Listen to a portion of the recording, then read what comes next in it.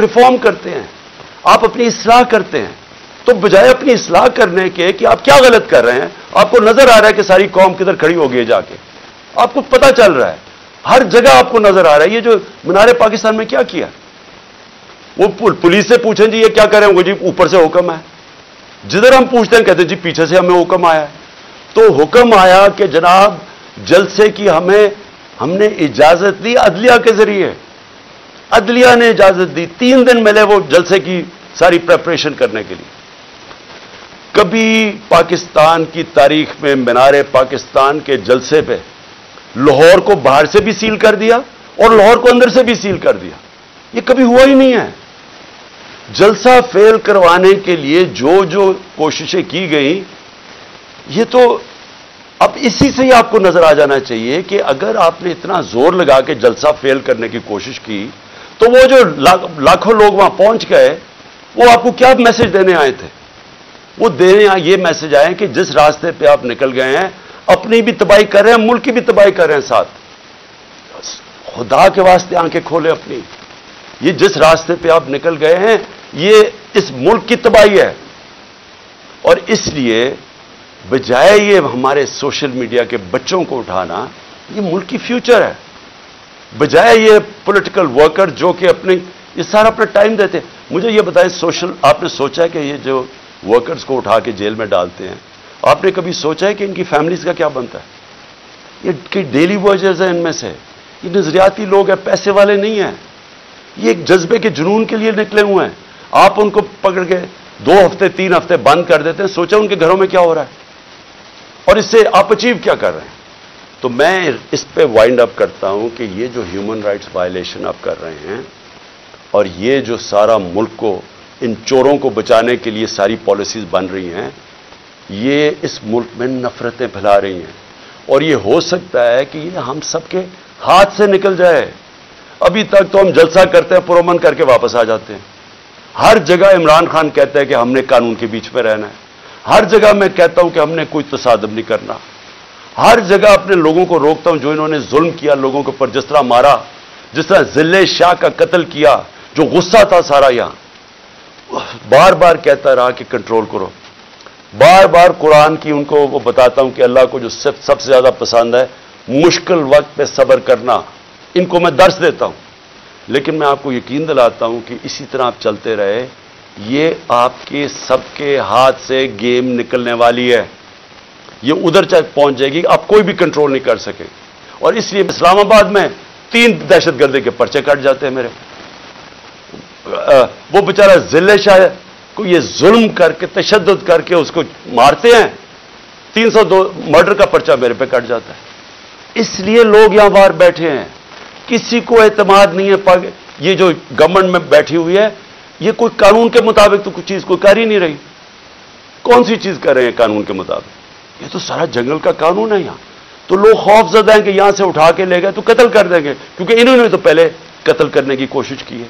یہی تو لوگ بیٹھے ہوئے جنہوں نے مجھے پورا ٹریپ کر لیا تھا کہ اللہ کا کرم تھا کہ گولیاں نیچے لگیں, کیونکہ اس کا ہاتھ لڑکے کا اوپر آ گیا, جو نوجوان ابتسام جو ہیرو تھا. کبھی بھی کوئی کسی کے بندوق کو پبلک میں بھاگ جاتے ہیں لوگ, اس نے جا کے اس کو پکڑا, اس سے بجائے اوپر گولیاں لگنے کے وہ نیچے لگی, بچ گئے ہم. تو انہوں نے تو کسر نہیں چھوڑی تھی. پھر سیبوٹاج کیا, جو رزلٹ تھا, جو GIT کا رزلٹ تھا, وہ انہوں نے آتے ساتھ ہی سیبوٹاج کیا. سو جو میں آپ کے سامنے کہہ رہا ہوں وہ یہ کہ لوگ آج کیوں یہاں زمان پاک کے باہر بیٹھتے ہیں, کیونکہ ان کو کوئی کانفیڈنس نہیں ہے. ان کو ہمارے اس ملک کے انصاف کے نظام پہ کانفیڈنس ختم ہو چکا ہے. وہ دیکھ رہے ہیں کہ لوگوں کو کبھی کسی کو اٹھا لیتے ہیں, کبھی کسی کو. اب انہوں نے کہا جناب میرے اوپر 2 پرچے کاٹ دیے کہ میں وہاں جب جوڈیشل کمپلیکس میں گیا, انہوں نے کہا جناب بڑے لوگوں کے ساتھ آ گیا, وہ دروازہ ٹوٹ گیا. جھوٹ. پہلے تو میں یہ کہنا چاہتا ہوں کہ میرے ساتھ تو کوئی بھی لوگ نہیں تھے, کیونکہ انہوں نے ناکے لگا کے سارے لوگوں کو پیچھے رکھ دیا. اتنی پولیس اور رینجرز تھے اس دن. تو جب پاس پہنچا وہاں تو لوگ ویسے, جب سب کو پتا تھا کہ میں وہاں جا رہا ہوں تو لوگ آنا شروع ہو گئے. انہوں نے ان کو اشتعال دلوایا, ٹیئر گیس, ہمارے پاس ایویڈنس ہے ساری, ٹیئر گیسنگ شیلنگ کی. قریب جا کے پولیس پتھر مار رہی ہے لوگوں کو. اس کے باوجود 40 منٹ میں باہر کھڑا ہو جاتا ہوں، اس کے باہر کھڑا ہو جاتا ہوں جوڈیشل کمپلیکس کے، اور وہاں اشتعال دیا جاتا ہے لوگوں کو۔ جو پولیس نے حرکتیں کی اور پیچھے نامعلوم افراد سے جو کروا رہے تھے، ان سے پوری کوشش تھی کہ کسی نہ کسی طرح ٹریپ کر کے عمران خان کو وہاں مرواؤ، لیکن میرے اوپر دہشت گردی کے پرچے کاٹ گئے۔ اب میں کل جاتا ہوں، کل میں جاتا ہوں اسلام آباد میں، پھر عدالت میں ہائی کورٹ جاتا ہوں۔ ہائی کورٹ جدھر میں آگے ہائی کورٹ میں جاتا ہوں خود، کیونکہ وہاں ہم کسی کو نہیں لے کے جاتے۔ جو لوگ میرے ساتھ تھوڑے بہت آئے تھے وہ وہاں کھڑے ہو جاتے ہیں۔ اب آپ وہاں صحافی کھڑے تھے، ایک الجزیرہ کا صحافی تھا، اس کی رپورٹ دیکھ، ہمارے ایسے لوگ کھڑے ہوئے ہیں، ایک دم نامعلوم افراد شلوار قمیض کے اندر ڈنڈے پکڑے ہوئے تحریک انصاف کے کلرز کے ساتھ، تاکہ لگے تحریک انصاف کے لوگ ہیں، اور وہ ان لوگوں کو ڈنڈے مار کے اور پکڑ کے ہمارے لوگوں کو پکڑ کے لے جاتے ہیں۔ اب مجھے بتائیں کیا غلط کام کیا تھا؟ کوئی کچھ بھی نہیں، آرام سے کھڑے ہیں، اور پھر سے میری بات نہیں مانتے۔ الجزیرہ رپورٹر کی پوری سٹیٹمنٹ ہے، اس نے اپنی آنکھوں سے دیکھا کیا کیا انہوں نے، اور صرف پکڑتے نہیں ہیں، جب میری گاڑی گزر رہی ہوتی ہے تو جو اس گاڑی کو مار کے ڈنڈوں سے شیشہ توڑ دیتے ہیں۔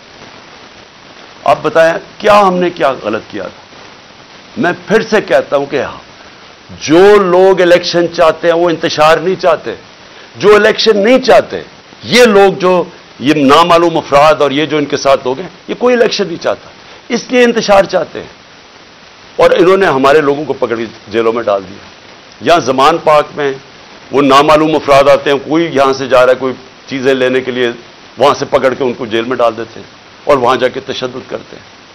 جو لوگوں کو انہوں نے جیلوں میں ڈالا، میں وہ نوجوانوں کو ملا 30-40 چھٹ کے آئے، جو انہوں نے کہانیاں سنائی کہ پکڑ کے ان کو مارنا، ایک ایک کو پکڑ کے مارنا، پتہ نہیں ان سے کیا انفارمیشن لے رہے تھے۔ وہ جو میرا خنسامہ پکڑ کے لے گئے ابھی تک، وہ بیچارہ سفیر، وہ یعنی غریب آدمی، یعنی وہ ایک اپنے بیوی بچے پالنے کے لیے وہ بیچارہ کمائی کرنے والا آدمی، اس کو دیکھنے والا ہے، وہ کمزور سا آدمی، اس کو پہلے یہاں مارا، اس کو وہاں لے گئے اور اسے پوچھ کہہ رہے ہیں عمران خان کھانا کیا کھاتا ہے؟